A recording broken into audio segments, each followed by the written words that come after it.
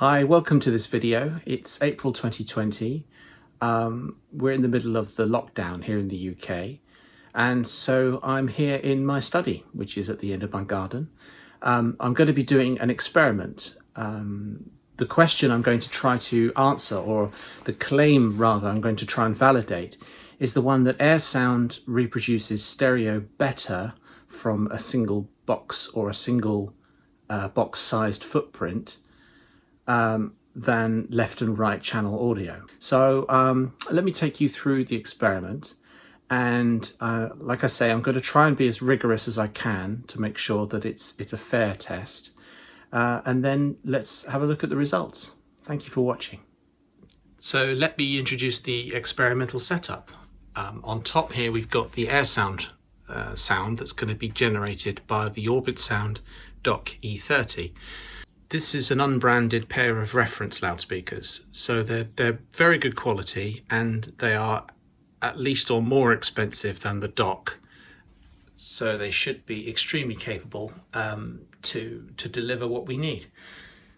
To be sure of calibration, we've got a noise level meter, which when I turn them on, this will be able to set the volume exactly the same on the two systems, so there's no difficulty in comparing. And then I have my condenser microphone. So this I'm able to move to various positions and to give us an idea of how much stereo information is being delivered by the two systems. So I've completed my measurements now, and I'd like to share the results with you. I'm using this program called Fuzz Measure, which is used to measure frequency response of loudspeakers or electronics or anything really. And what it does is it generates a signal, and in this case I'm using a microphone to pick up that signal, and it'll tell you what the frequency response of what you're listening to is. So this is my stereo baseline, and it's nice and flat down to 150 Hertz. The reason for that is I'm also using this patch in a program called Max, which will remove anything below 150 Hertz. I'm also using Max to give me a stereo version of the signal, because what we're really looking at is stereo content. So I'm modifying the output of Fuzz Measure to give me some stereo-ness to measure. I can put some more detail on this in the full description. So this is my stereo baseline, and you can see it's nice and flat, and the Airsound baseline, it looks like that, and what I can do is I can overlay the two. So this is after I'd calibrated the two systems. They're very similar in performance. The levels are exactly the same, etc. So using a stereo version of that signal, the stereo system looks like this. And you would expect this because you've got a sound which is coming through two speakers now, and they're closely mounted together, and they're sort of to some extent fighting with each other. It's one of the problems of left and right stereo. And if I move the microphone round to 10 degrees, the sound we see is slightly different. Not very different. It still follows the same shape, but there are differences. And that's because the listener's position has now moved. And if we go round again, we've got 30 degrees. It's a little bit more different again.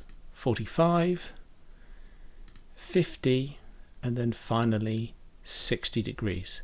So this is the microphone all at 1 meter distance. And we can see that there are some quite big variations in frequency response of this stereo signal.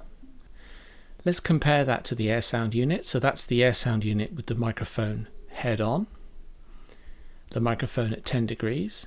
Again, there'll be some small differences, we expect that. At 30 degrees, at 45 degrees, and 50 degrees, and 60 degrees. So exactly the same setup, measured in fact at the same time. We can see that the variation between the sound is less. And so the Airsound unit, you can see that the sound is more consistent as the listener moves around the unit, or the microphone moves around the unit. What's interesting though is if I compare that to my baseline, we can see that this baseline sound, which is the mono version of that stereo sound, runs right through the center of this in all locations. What we can infer from that is that the Airsound unit is producing a stereo sound that's faithful to the mono version, and not only that, is delivering it to all locations. Let's have a look at the stereo version. So we can see the stereo version, there's greater levels of variation to different listening locations, but if we compare that to the baseline sound, is radically different. And let's just remind ourselves that the baseline is the same for the two systems.